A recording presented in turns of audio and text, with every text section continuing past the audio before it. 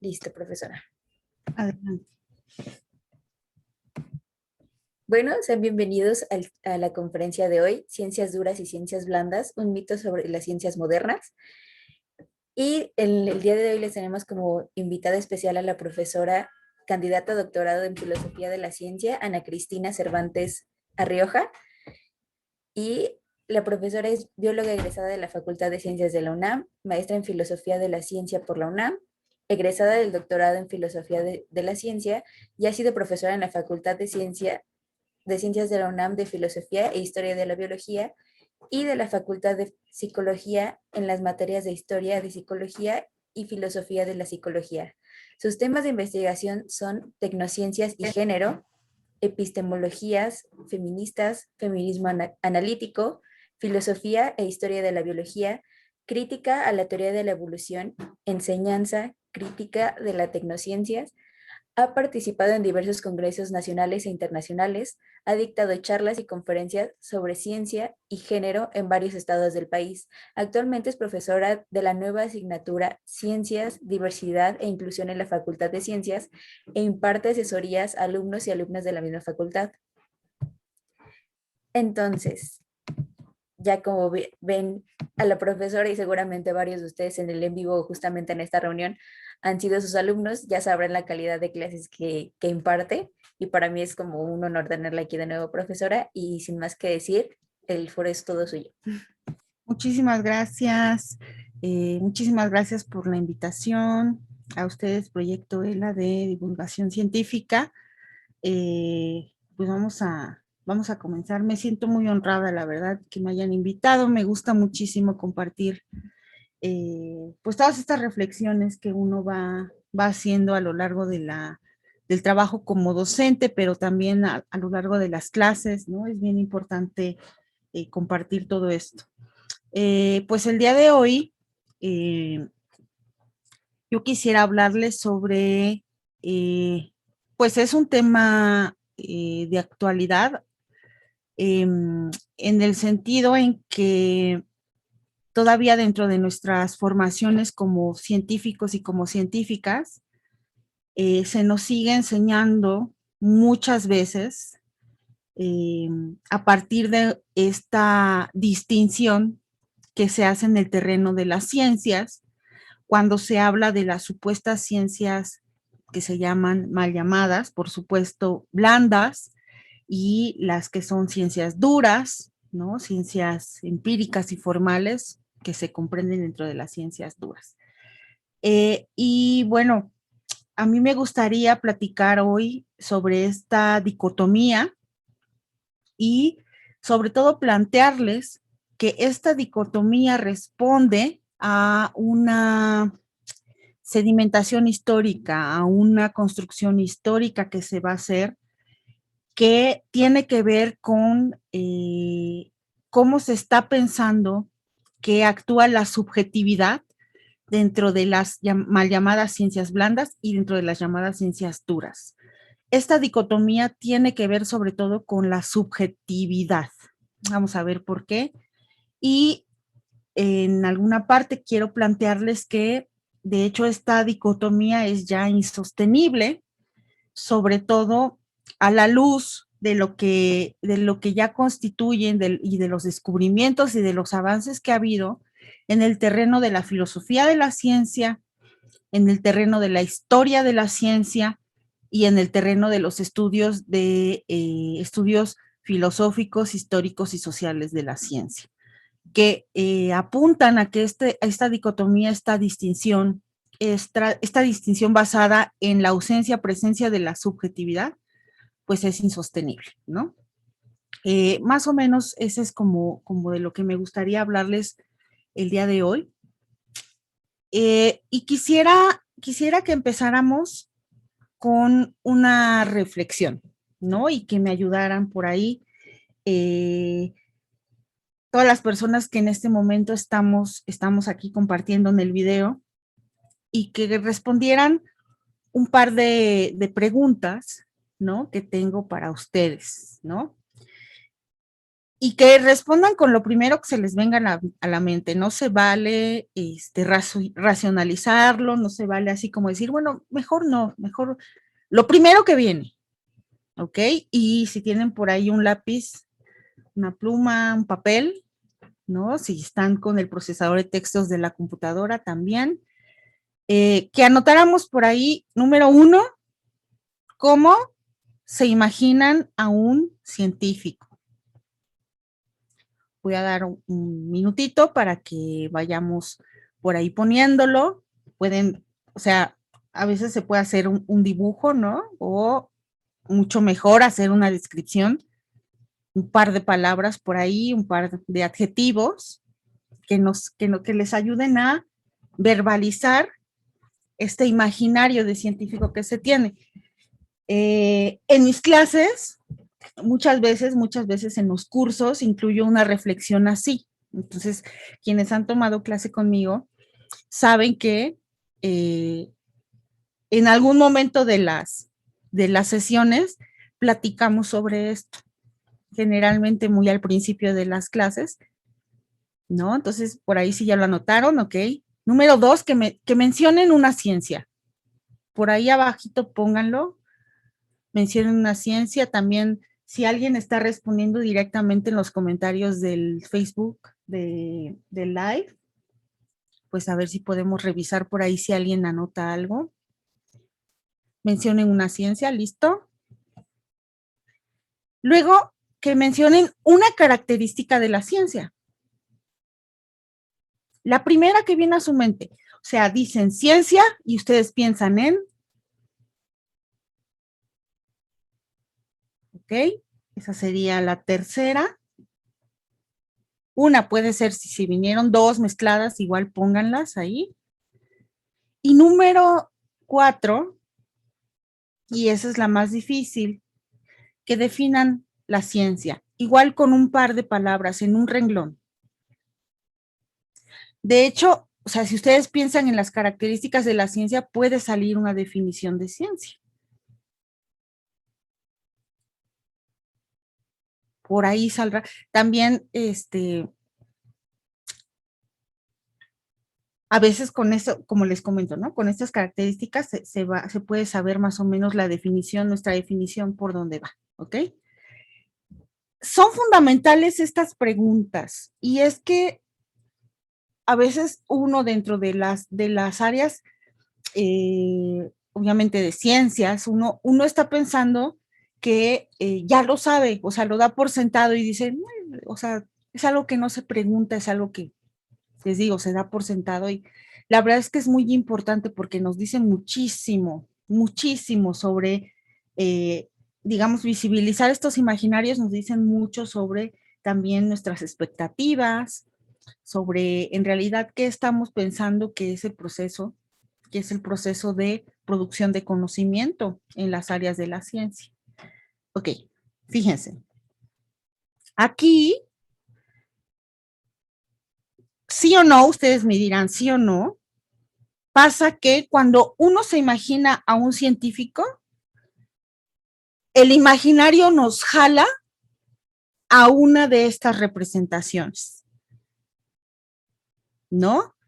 A lo mejor, y fíjense que esto es bien interesante en todos los semestres de las carreras de formación científica, en todos, es muy interesante en los primeros semestres, por lo menos en la primera mitad, ¿no?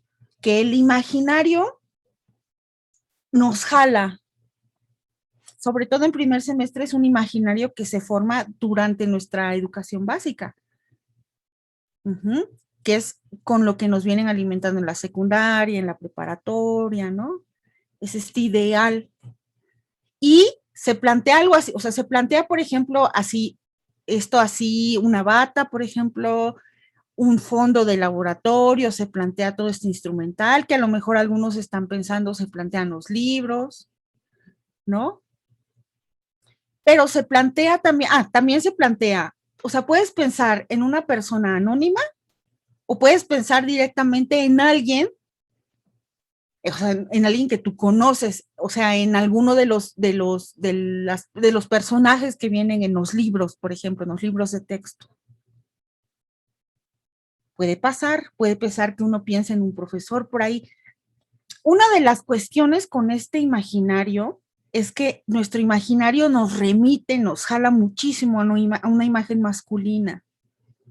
Pasa muchísimo, ¿no? Cuando uno empieza ya a cuestionarse esto y ya empieza a tener un poco más de conciencia sobre que o sea, esta es la imagen y que es una imagen masculina, o sea, la próxima vez que te preguntas, si uno ya hace matices, uno ya piensa entonces en una científica, pero de las primeras, o sea, de las primeras veces que uno se enfrenta con estas preguntas, el imaginario nos jala hacia acá.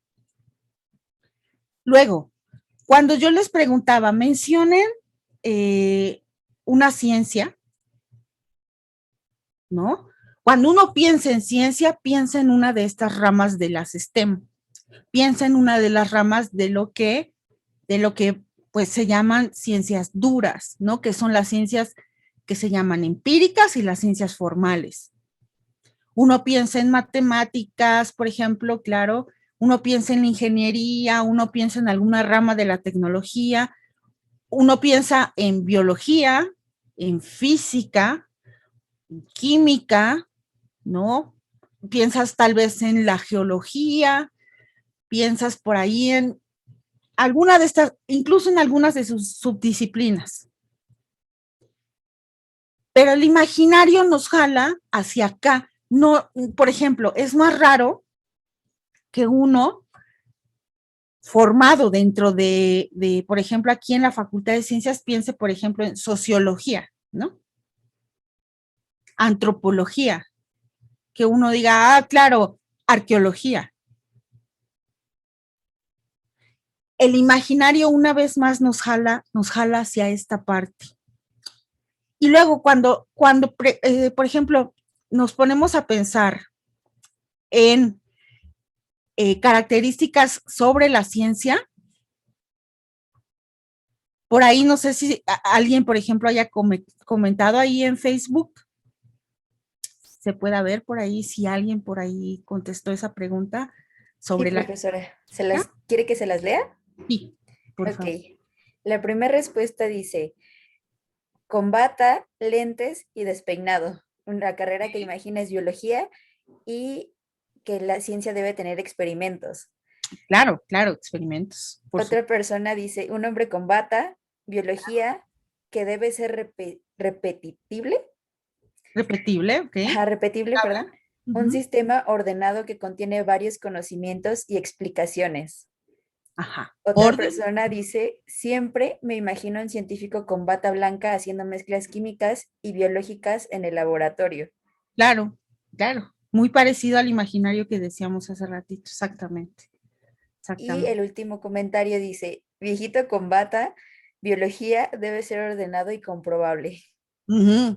Y además dice una cosa bien interesante esa persona porque está diciendo viejito, está diciendo que además es un adulto, pero además es un adulto, pero no un adulto joven, ¿no? O sea, es un adulto que ya tiene una trayectoria y tiene muchísima experiencia, ya es una persona entrada en años, ¿no? Fíjense hacia dónde nos jalan los imaginarios. Salieron cosas bien bonitas, interesantes, porque mencionan por ahí los experimentos, mencionan la cuestión de que sea un conocimiento que sea susceptible de ser repetido o replicado. En este caso está haciendo alusión a la verificación, ¿no? A que se pueda verificar, que otras personas, o sea, que sea accesible públicamente y otras personas puedan replicar el experimento, ¿no? Y que puedan obtener los datos que en algún momento, por ejemplo, se hacen públicos. Se piensa en el orden, se piensa en lo sistemático y mencionaban por ahí en conocimientos, que es un conjunto de conocimientos, ¿no? Y a veces por ahí también se piensa en la objetividad. Es una de las, o sea, de las primeras, fíjense, y es que el imaginario tiene que ver con esto porque uno piensa la bata blanca, uno piensa un ambiente, vamos a pensarlo así, sanitizado, estéril, libre o sea, un ambiente controlado, un ambiente pues libre también pues de la humanidad en muchos sentidos, ¿no? Se está pensando en la objetividad, y no solamente la objetividad del producto del conocimiento, sino la objetividad del espacio mismo en el que se está llevando a cabo la ciencia.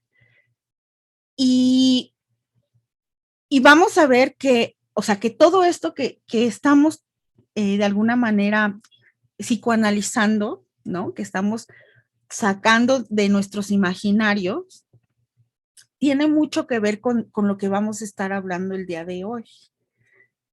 Por último,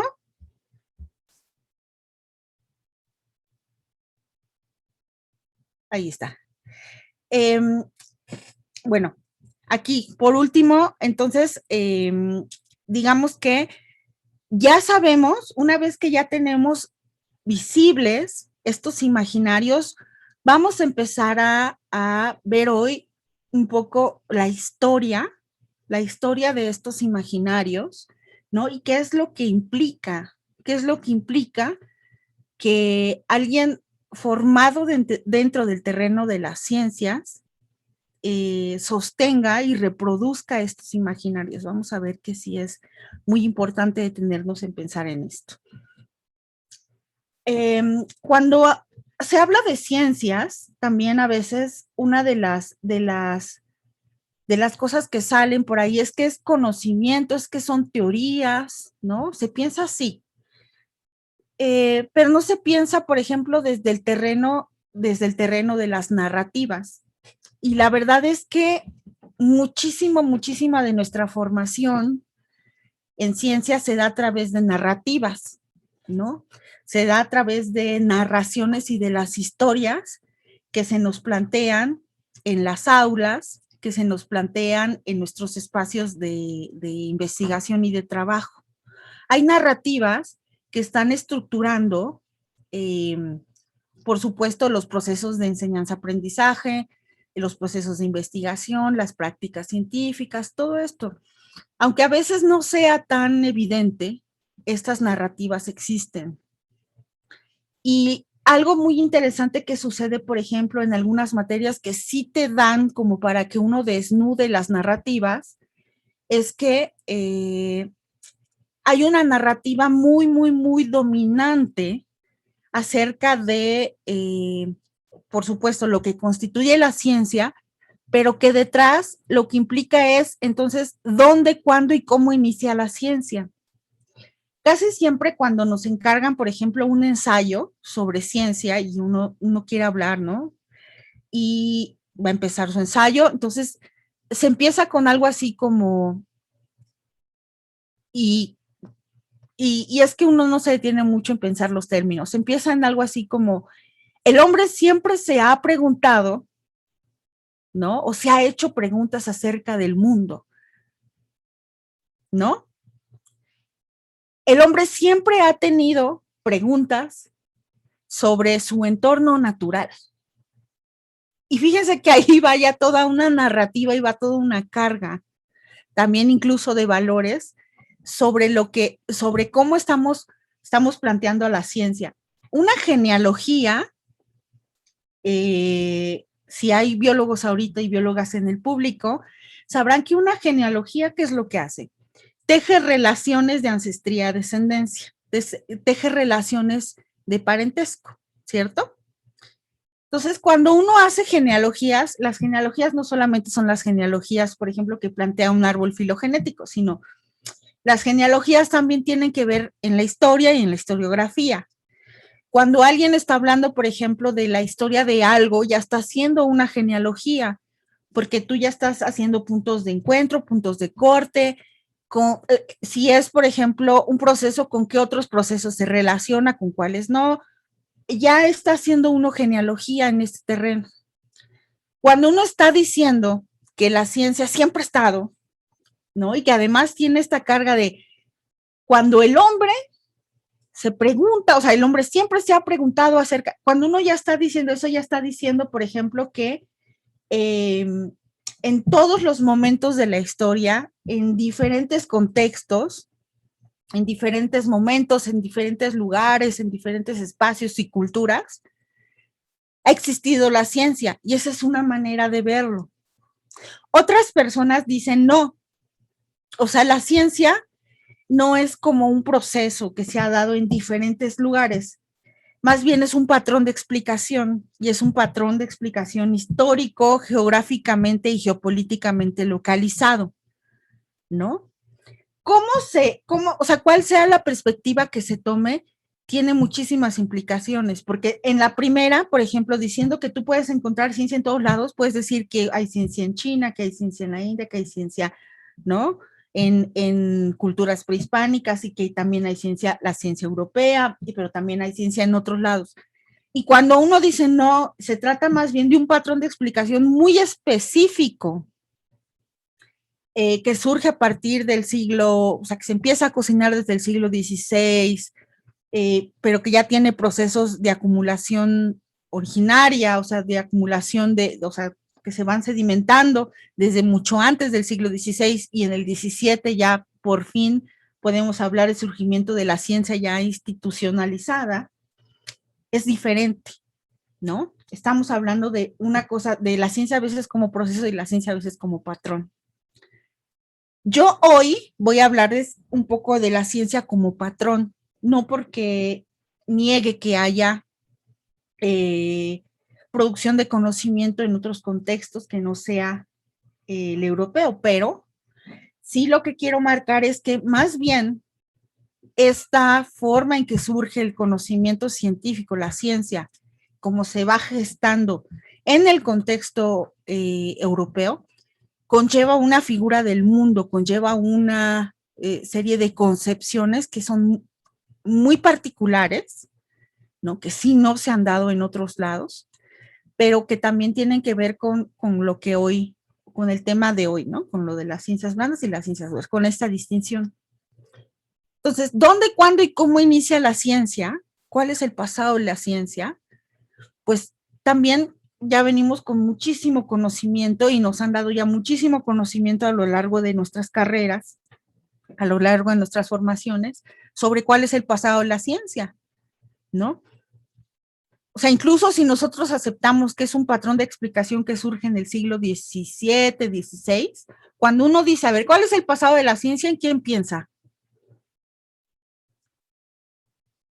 Y sé que ahí salió el imaginario para ustedes. Y se piensa, por ejemplo, en los griegos, ¿no?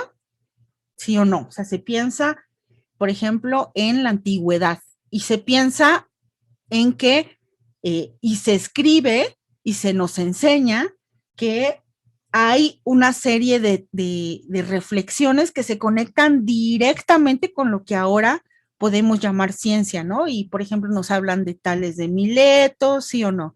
De Anaxímenes, de Anaximandro, nos hablan de Sócrates, nos hablan de Platón, nos hablan de Aristóteles, nos hablan y que son, claro, en el contexto europeo son muy relevantes, son de mucha relevancia, ¿no? Pero la historia, o sea, la historiografía oficial dice, ahí empiezan porque es la cuna de la civilización. Fíjense qué fuerte lo que está diciendo. Es la cuna de la civilización, ahí se gestan por primera vez, a partir de mentes súper brillantes, las ideas que van a dar, que van a formar la ciencia. Ese es en realidad el por qué sucede allí, ¿no? Así está planteado. Todo esto que yo les acabo de escribir es una narrativa, ya es una narrativa de la ciencia, ya es una manera en que se está contando, en que se está contando de dónde proviene eso que llamamos ciencia. Y también hay otra narrativa que ahí se está entrelazando, que tiene que ver con la historia universal. Y es que, o sea, se piensa, por ejemplo, como nuestro pasado, muchas veces el imaginario nos jala hacia la edad antigua, hacia los griegos, ¿no? Y lo que sabemos de historia universal, en realidad es una historia bien provincial, es una historia bien particular, ¿no? No sé si se han detenido alguna vez en pensar que lo que nos han enseñado como historia universal es solamente historia de Europa. Y entonces, o sea, uno se va, por ejemplo, a Edad Antigua y luego dicen, y entonces llega la Edad Media y parece, y nos cuentan que la Edad Media estuvo en todos lados, ¿no?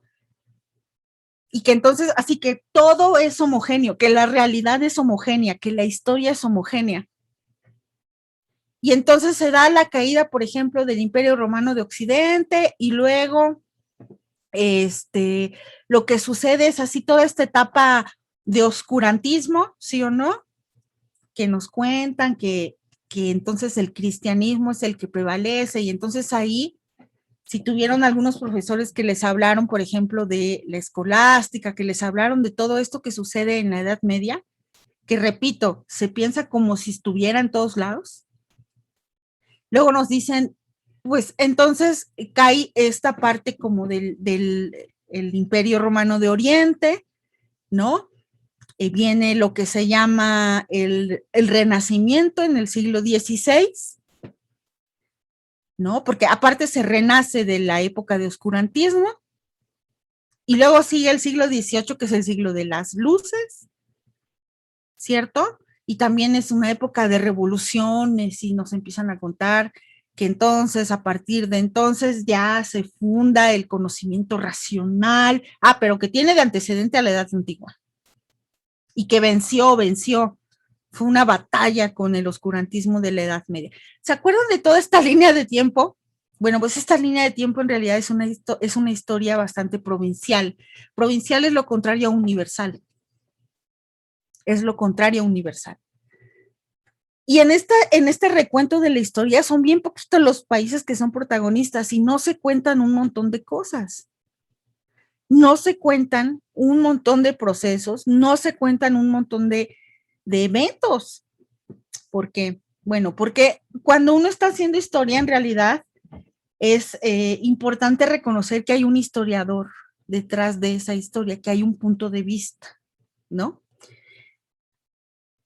Esta historia universal entonces cruza con la historia de la ciencia y así como hay poquitos países que son protagonistas en la historia universal, también hay pocos protagonistas en la historia de la ciencia, porque algunos, por ejemplo, pensarían que entonces en esta historia de edad antigua y de edad media y de edad moderna, entonces recordarán que ahí se van nombrando poquitas personas, o sea, se dice, por ejemplo, Aristóteles y Platón y Sócrates y ya, ¿no? Lo mejor los presocráticos y ya.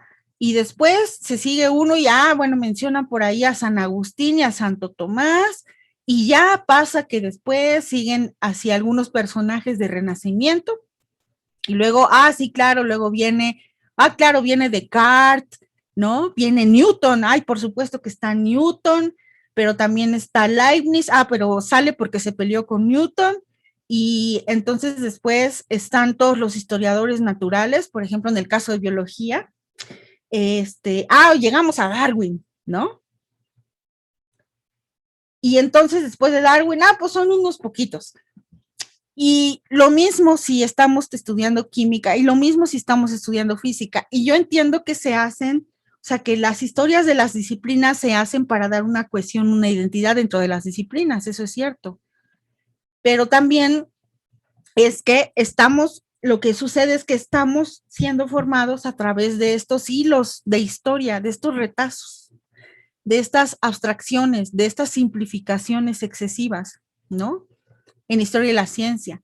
Y una vez más, yo quiero que quede patente aquí que en los imaginarios incluso de estos poquitos protagonistas de la historia de la ciencia, la mayoría son hombres, ¿no? Y por ejemplo, aquí abajo está brillando como ninguna. ¿Quién es? ¿Alguien sabe quién es esta científica que está aquí abajo en la imagen? Si lo saben, ahí pónganlo por Facebook. No sé si estoy bien. Ajá. Pero sería Jane. No, ya no, mejor no. Sí es Jane Goodall.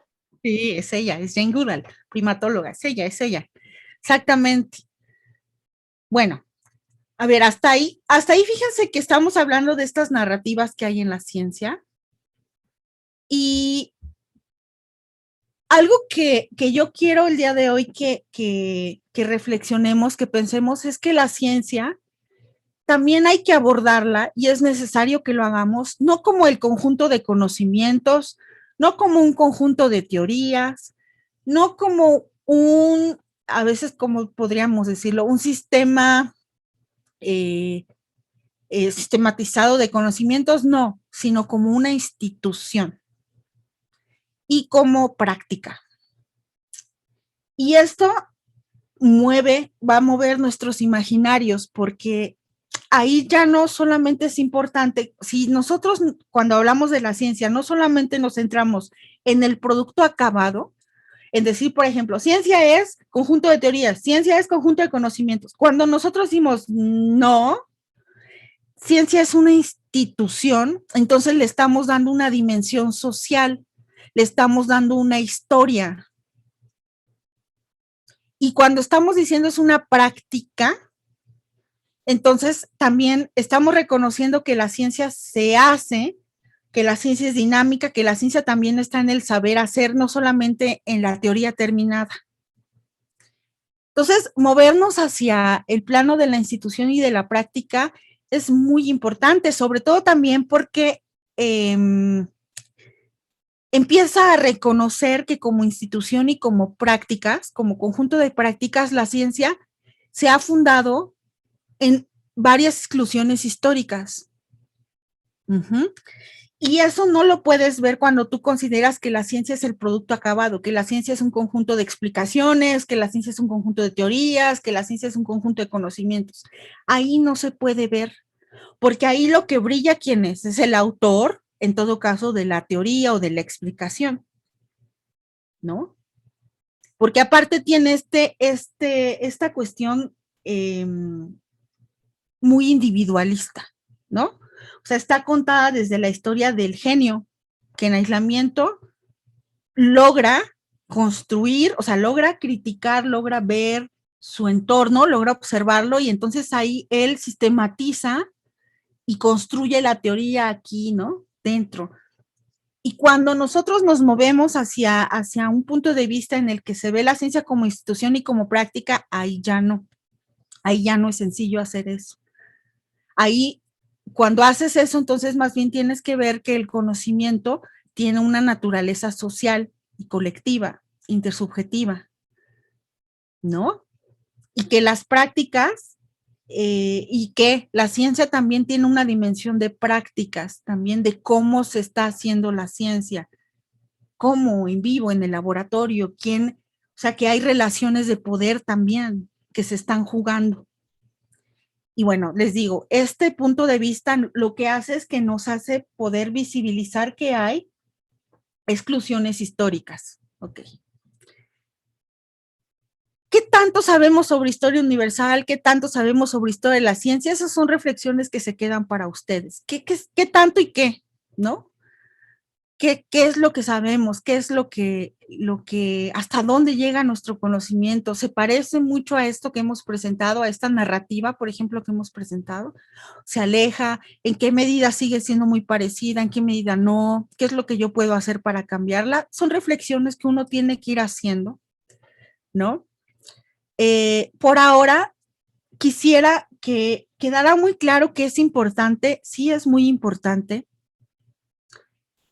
construir estas narrativas a contrapelo, que es una historia, una idea de Walter Benjamin, en realidad cuando él escribe sobre historia,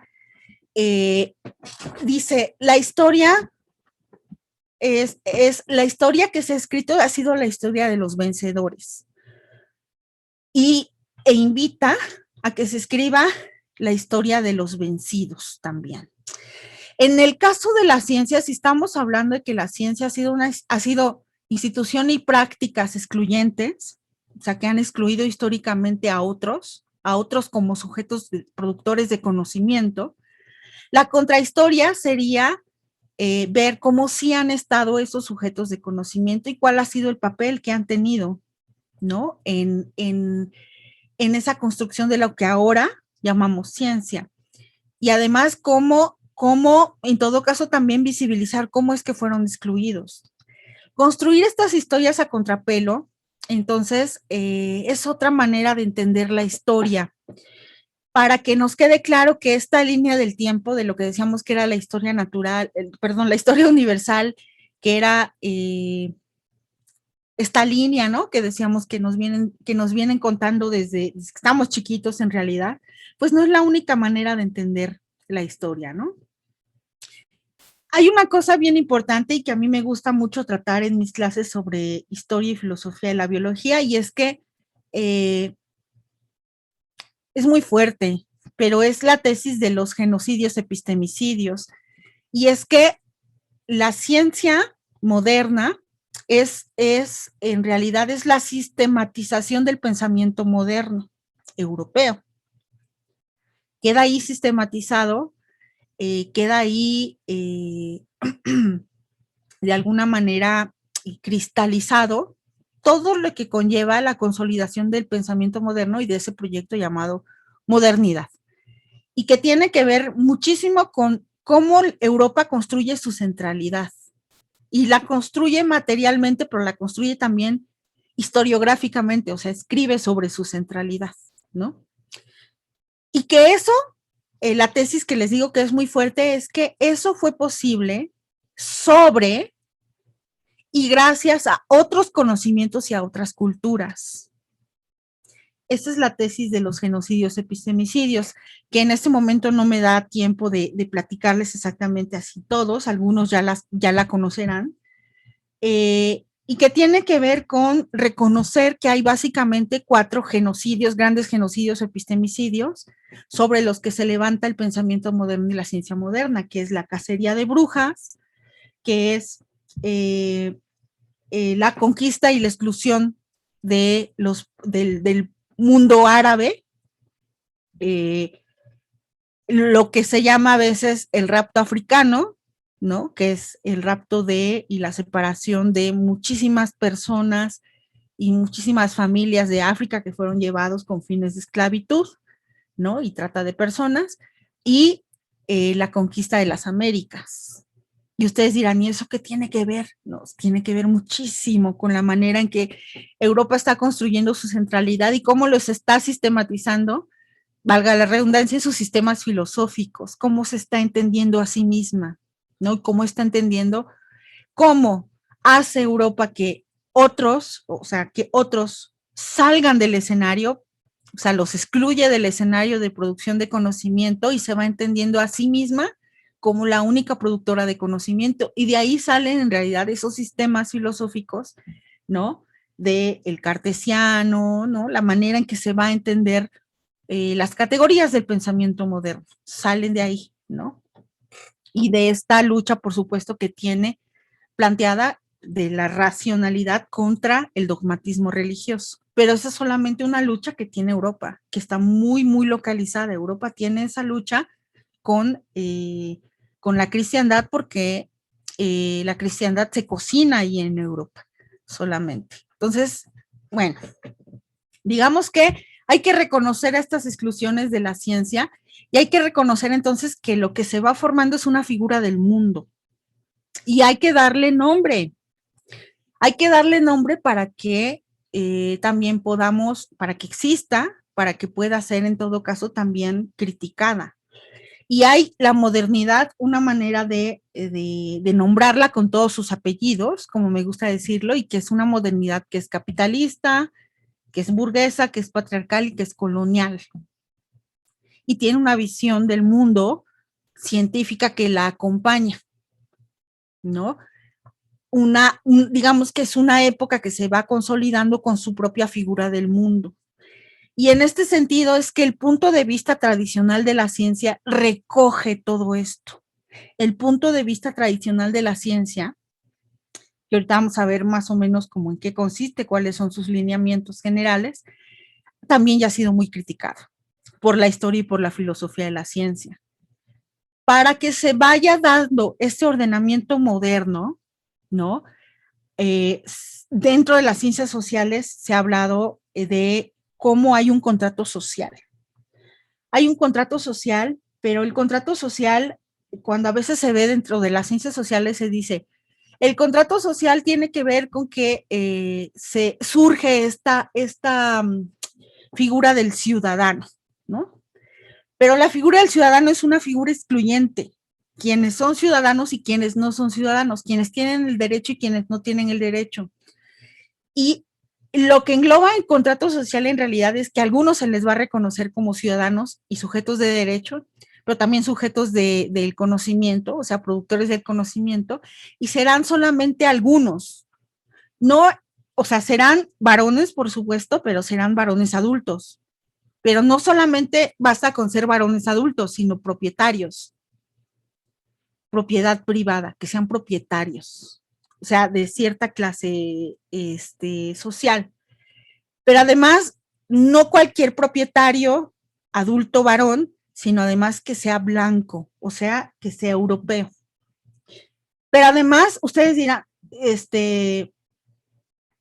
o sea, Europa es heterogénea en sí misma, sí, sí, se reconoce. O sea, de hecho, la cacería de brujas es una cacería a mujeres indígenas europeas, por ejemplo, ¿no?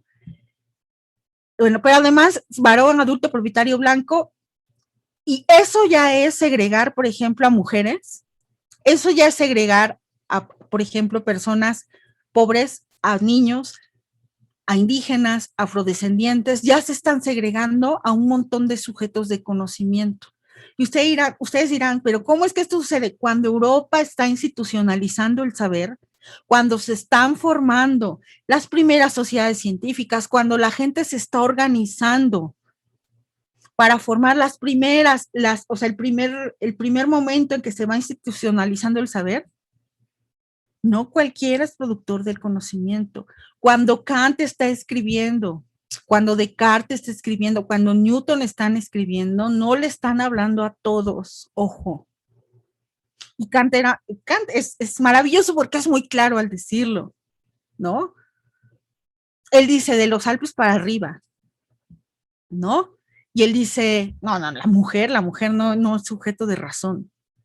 La mujer no es sujeto de razón.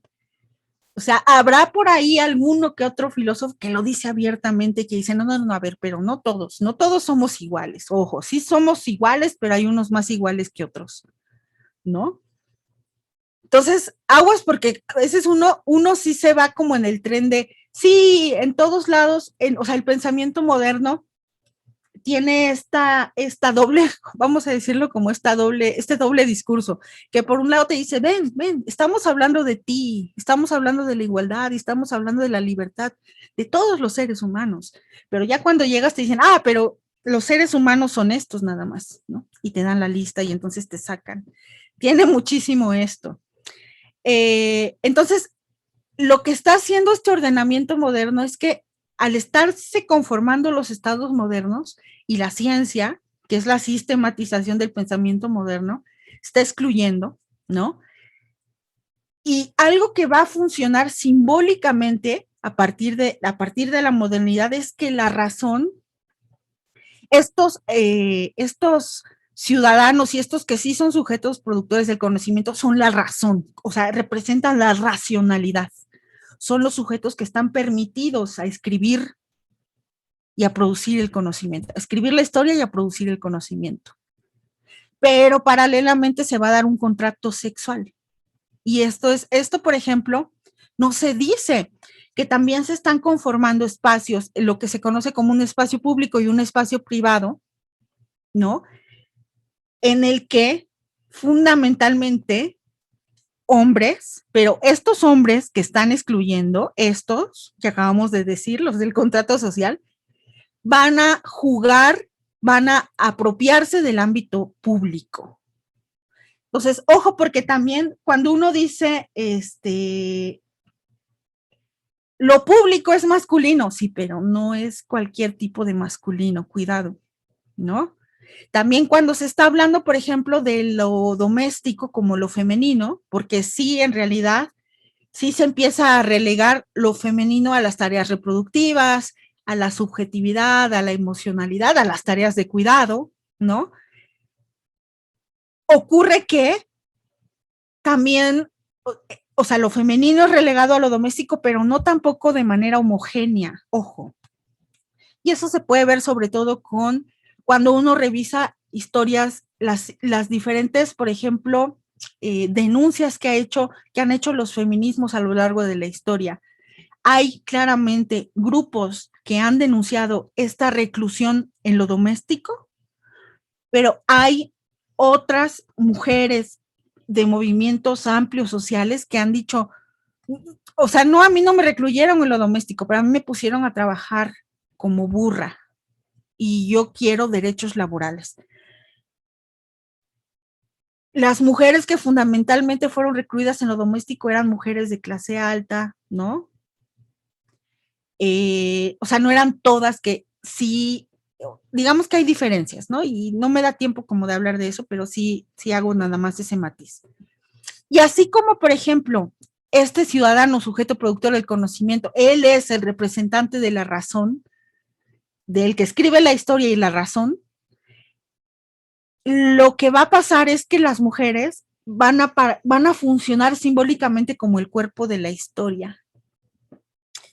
Cuando estamos hablando, fíjense, y aquí ya se empieza a formar una dicotomía muy interesante en el pensamiento moderno, que va a ser la dicotomía entre lo natural y lo humano, o lo natural o la naturaleza y la sociedad. Ajá. O la naturaleza y la cultura. Y es que estos sistemas filosóficos van a empezar a trabajar, sobre todo a partir de Descartes, una dicotomía entre mente y cuerpo. Y el cuerpo, por ejemplo, se corresponde con lo que va a ser entendido a partir del siglo XVII en la historia natural, en la filosofía natural, en lo que ahora, pues en lo que dio origen a lo que ahora llamamos ciencia y en los sistemas filosóficos. Lo natural se corresponde con eso que Descartes llamaba la res extensa, con el mundo, con el cuerpo.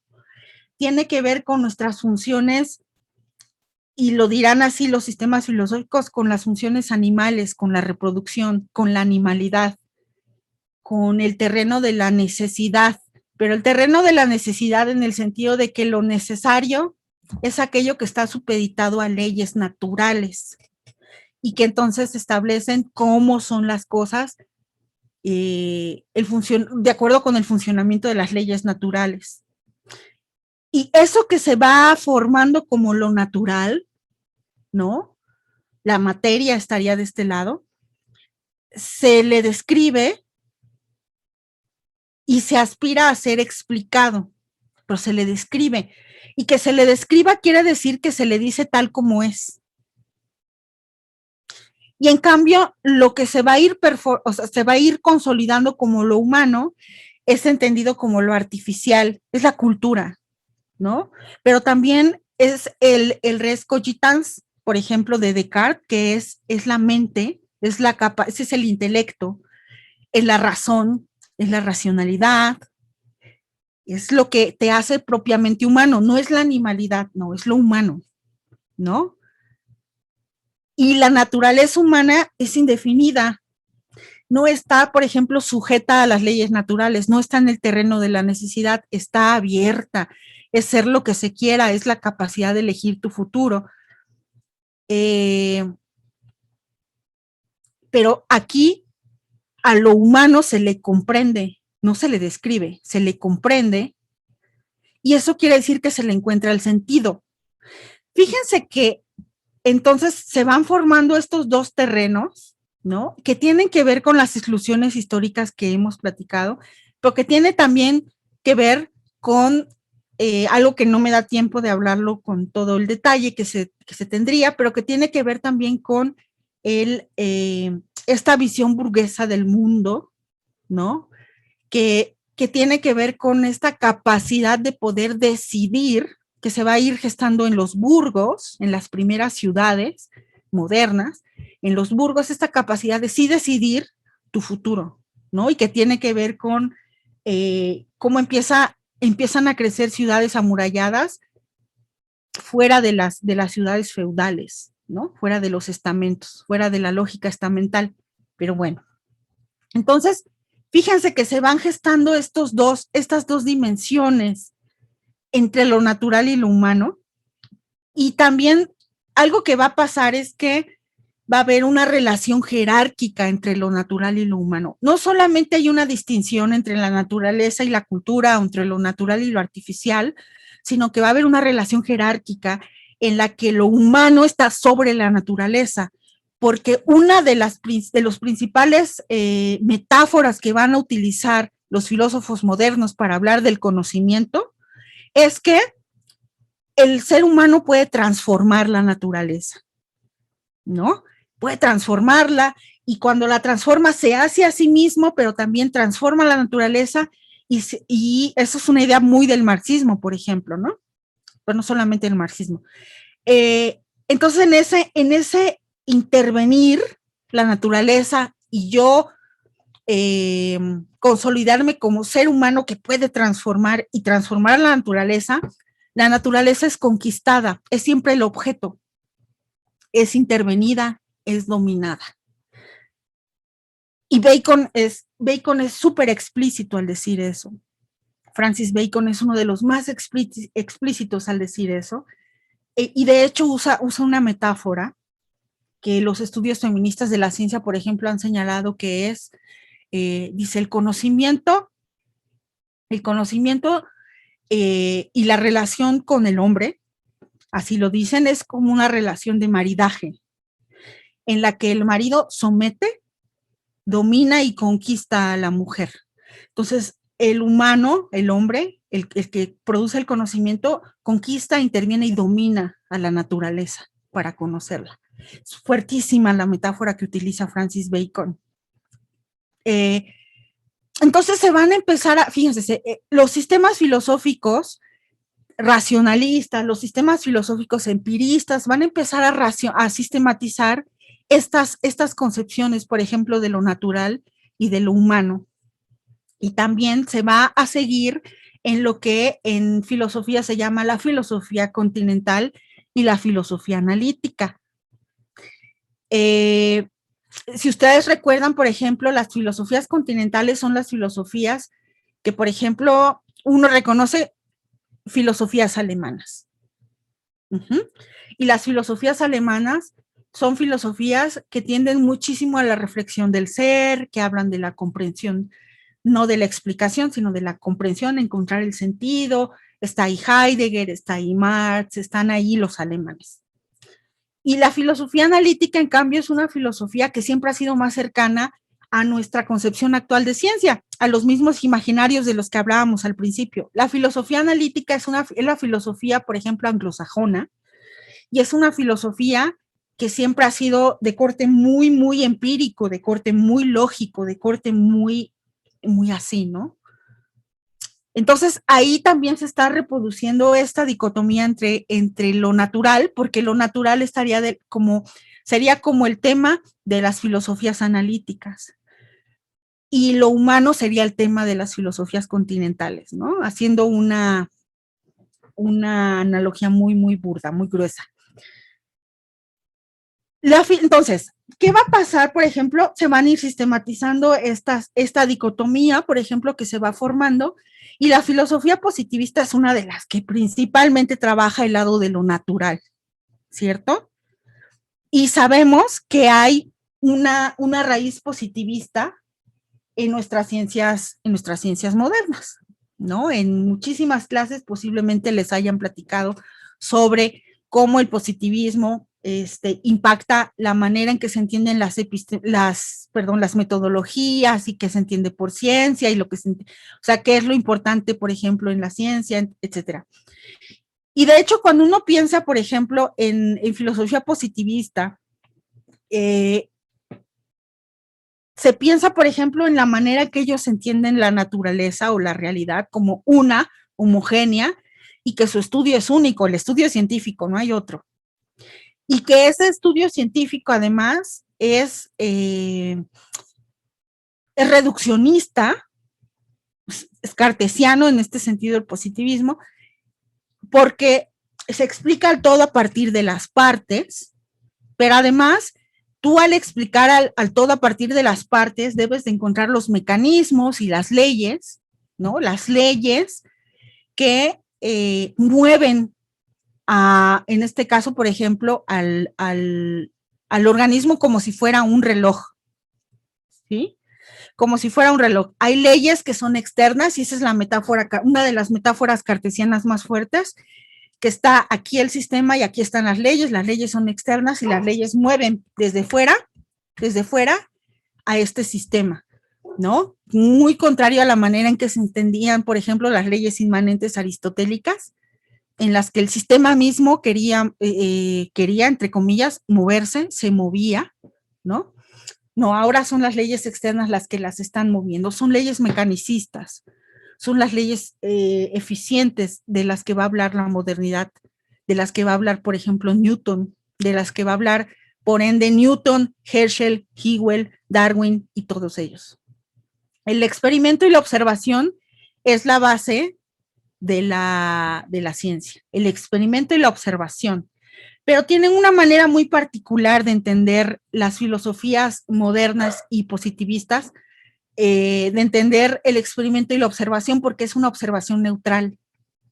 Y eso va a ser muy importante remarcarlo, que la historia, los valores, lo subjetivo y el contexto están desterrados. Cuando se está observando lo natural, pero como es. Se está observando lo que es como es, ¿no? Y además quien lo está observando es un sujeto que lo está observando efectivamente a partir de sus propias capacidades sensoriales y de su propia razón individual. Entonces, tanto la razón como los sentidos son individuales. Él es el que está observando. Y eso es lo que se llama como el punto cero de observación en filosofía de la ciencia. La concepción moderna de la ciencia tiene comparte esta idea del punto cero de la observación. Y además comparte un montón de dicotomías que solo las menciono, en realidad ahorita no las voy a explicar porque no da tiempo, ¿no? Pero digamos que es importante entender que esta concepción moderna de la ciencia entonces va a estar entendiendo que el sujeto que produce el conocimiento no importa. Y en esa medida es que la metodología que se va a estar forjando en el pensamiento moderno, en los primeros siglos del pensamiento moderno, va a ser una metodología en la que se acepta el punto cero de observación, en la que se dice que la observación y el experimento es la base de la ciencia, ¿no?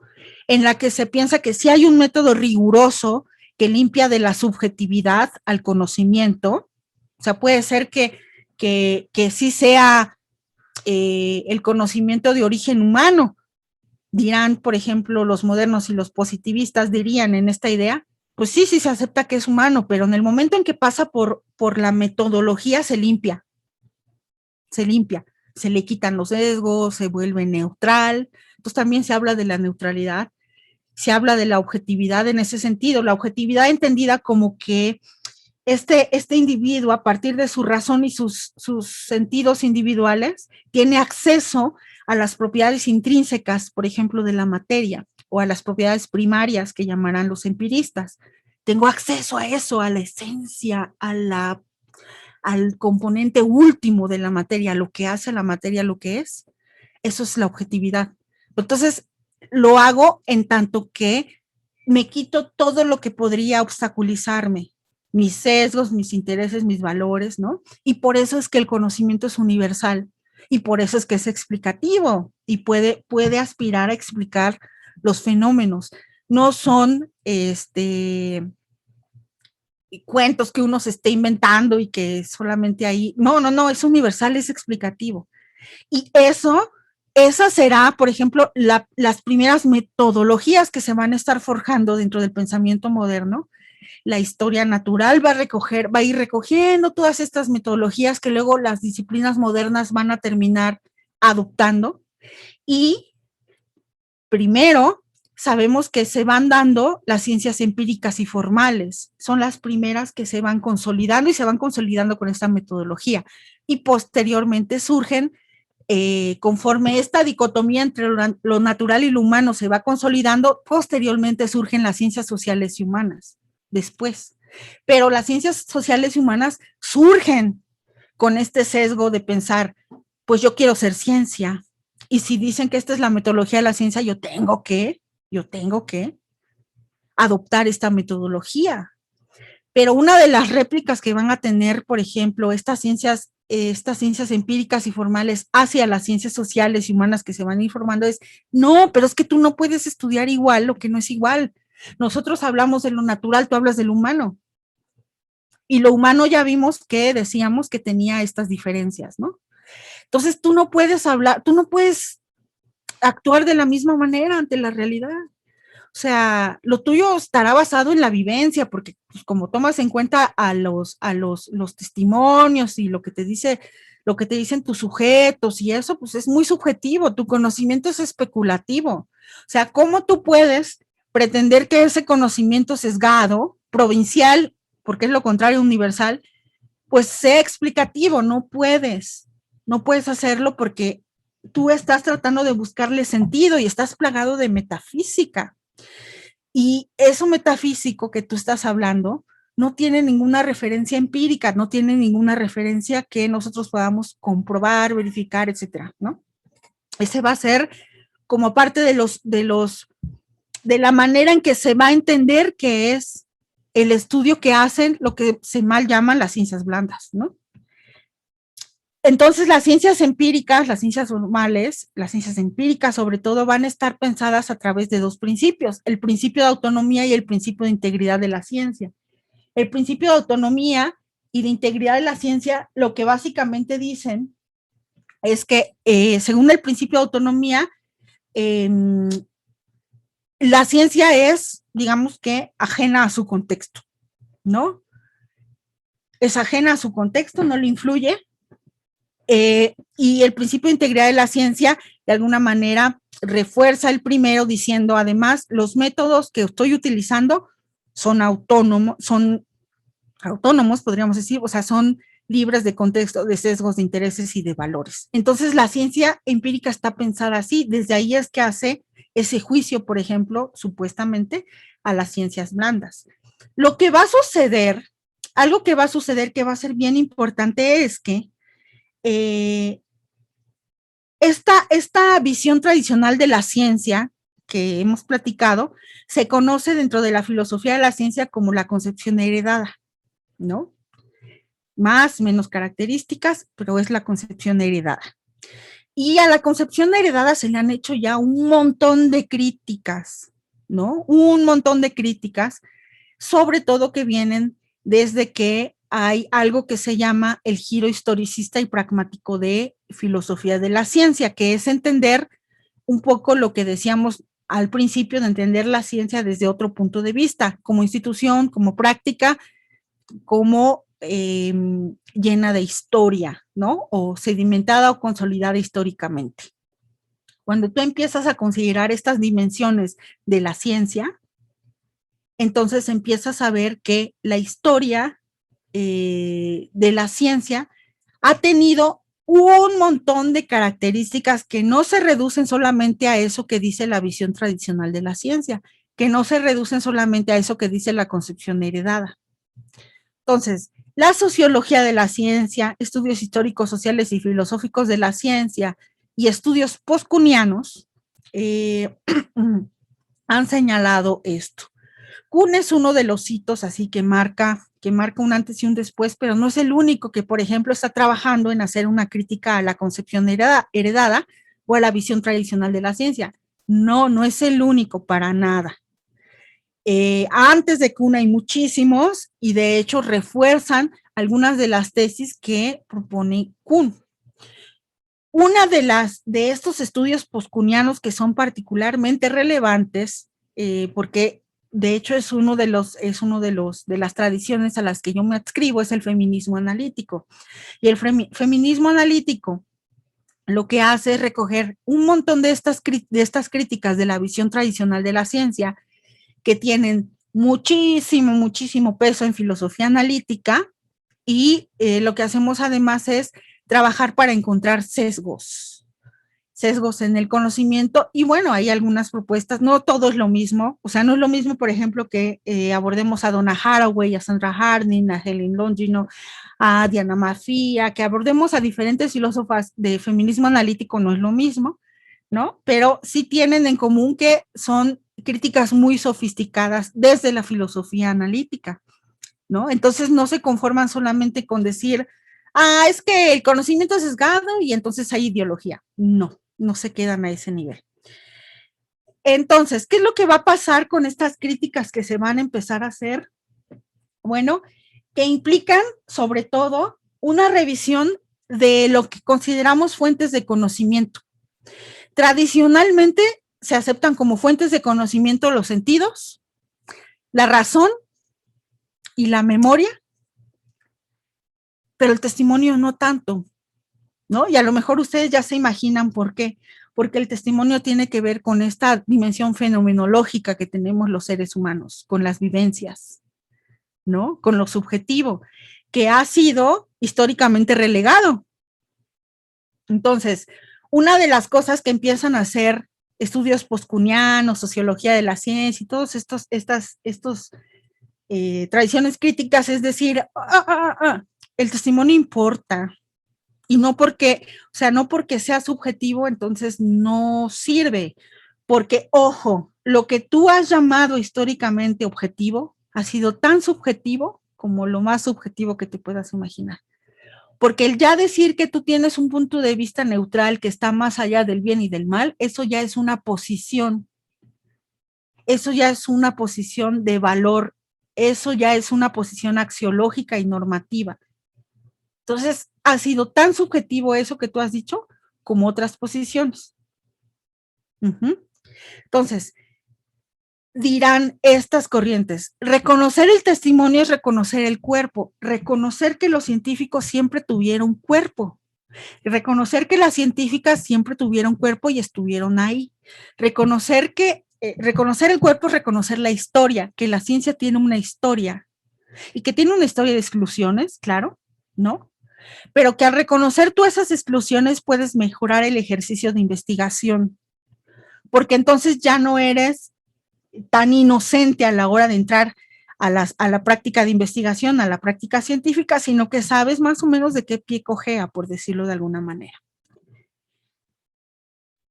También estos estudios que están cuestionando esta impermeabilidad de lo subjetivo que hay en la ciencia, ¿no?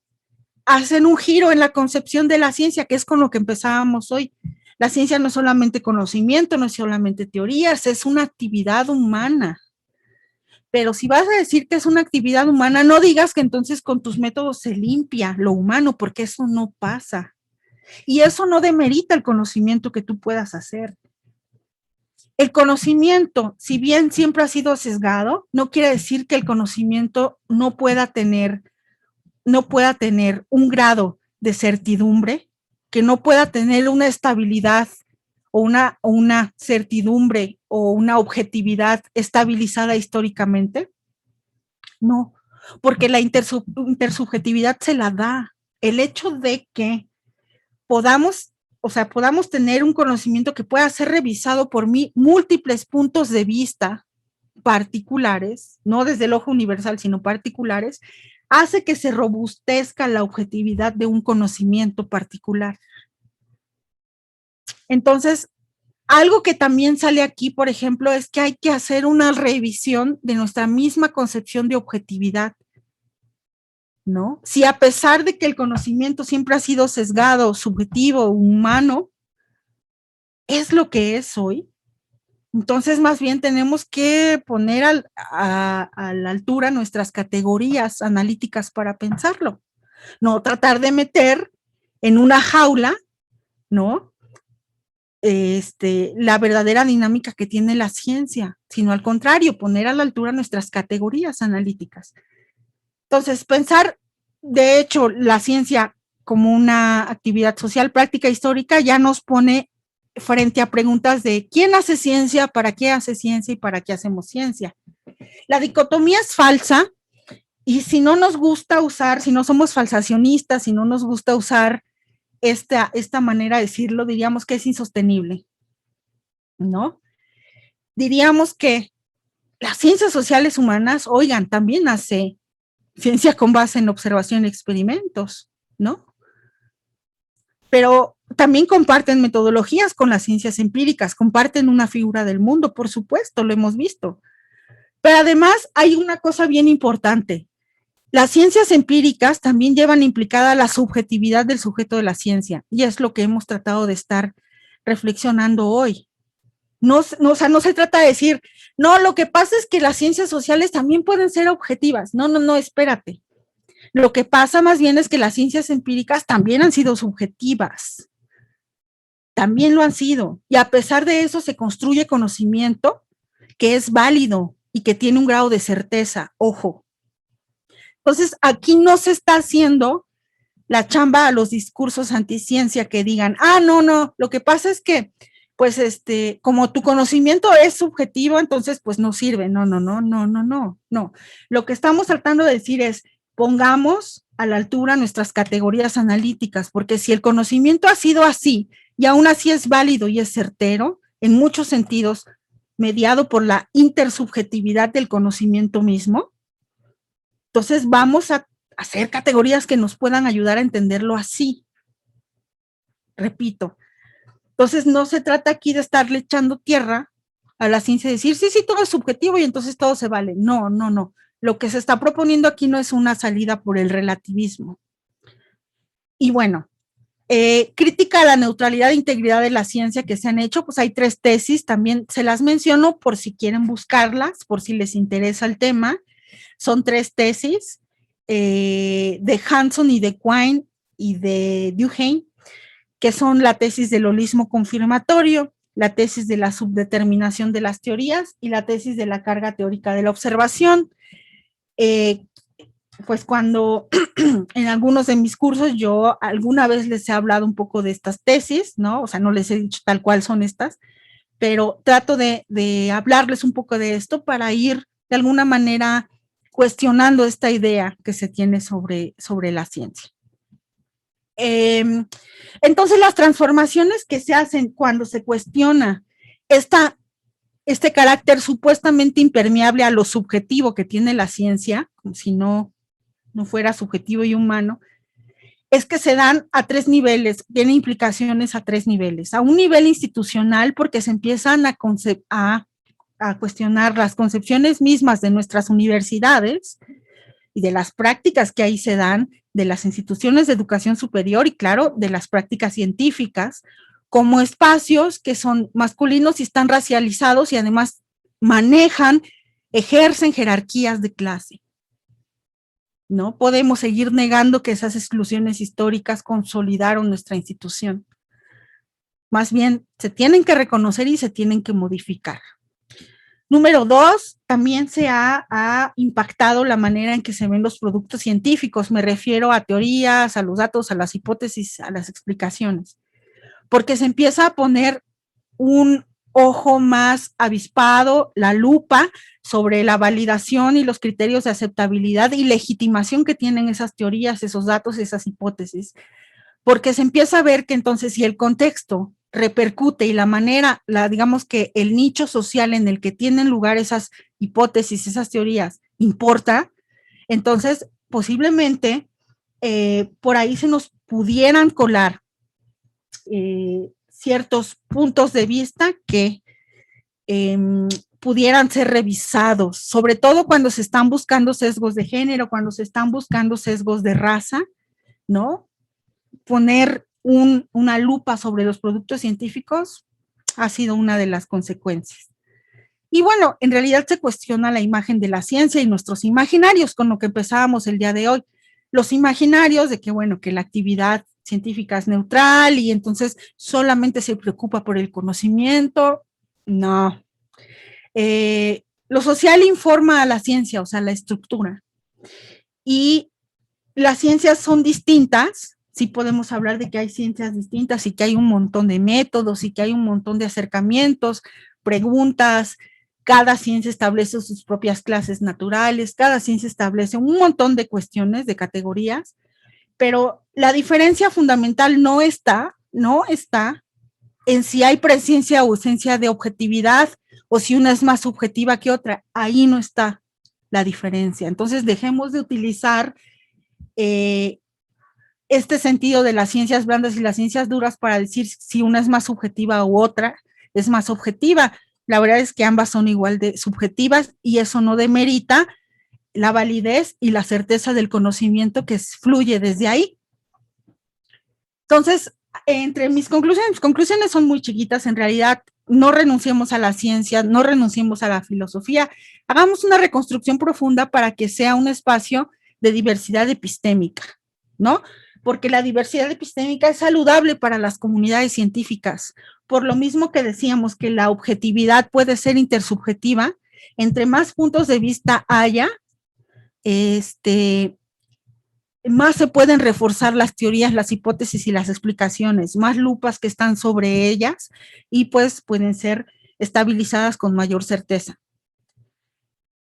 Fomentar, por ejemplo, trabajos interdisciplinarios en este sentido, trabajos transdisciplinarios, áreas de intersección. Esta idea de que pues las ciencias naturales sí no pueden, afortunadamente ya no es, hasta hace unos años todavía, eran muy pocos los campos en donde se hablaba de interdisciplina y transdisciplina, ¿no? Afortunadamente ya no sucede, pero bueno, como decimos, es saludable para la ciencia. Y bueno, el trabajo filosófico es importante, esta es una invitación, sobre todo para que se sumen más a estos trabajos de filosofía de la ciencia, ¿no? Es muy interesante, es muy gratificante encontrar este tipo de reflexiones cada vez más en la academia y cada vez más personas interesadas. Pero bueno, pues es una invitación que queda abierta, porque como pueden ver, el trasfondo filosófico, social, político que hay en la ciencia no es trivial, ¿no? Y es muy importante. Pues eso sería todo. No sé si haya por ahí preguntas. Muchas gracias. Gracias a usted, profesora. Y sí, vamos a esperar a ver si alguien tiene unas preguntas. Igual pueden prender su micrófono si quieren.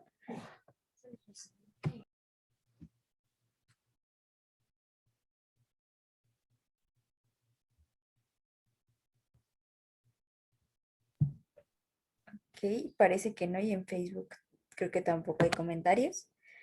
Entonces, muchas gracias, profesora, por habernos acompañado en nuestro primer aniversario. Y la verdad fue un tema muy interesante. A mí, como siempre, me gustan mucho sus clases. Y creo que es muy importante compartir esto que usted acaba de compartir con nosotras exactamente para hacer como un panorama más amplio, ¿no? De ponernos a analizar lo que pensamos y la información que recibimos siempre. Y eso pues, es algo que yo aprendí desde sus clases y le agradezco por habernos compartido esto a nosotras. Y no sé si quiera comentar algo más, profesora. No, muchísimas gracias y muchas felicidades por su aniversario.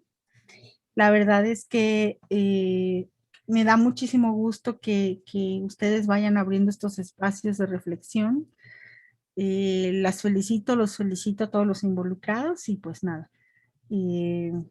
pues seguimos trabajando y seguimos reflexionando por una ciencia más inclusiva para todos, para todas. Muchas gracias, profesora. Y bueno, ya finalmente solamente voy a compartirles los eventos en la cartelera para que vean, solamente son algunos, para que vean todos a los que hay y los que pueden inscribirse. Estos solamente son como los que corresponden a un poquito más a sociales, o lo tratamos de enfocar un poquito más a sociales. Y como pueden ver, el día de hoy también hay otra entrevista. Y en general son varias entrevistas y conferencias como la de Conociendo a Lesbos, redes sociales científicas, Corazón de Biólogo, Agenda por las Juventudes, de México para el Mundo, que es de igual de otra asociación de jóvenes, y es de cómo ellas han vivido su experiencia de ser científicas a una edad muy joven, y Ciencia lo más preciado. Entonces, recuerden que pueden siempre inscribirse y meterse a los demás eventos. Hay muchísimos más y también hay de física, astronomía y de todos los temas que puedan agradarles. Entonces, creo que eso sería todo por el día de hoy, profesora. Muchas gracias y gracias a todos por acompañarnos. Gracias. Hasta luego. Hasta luego.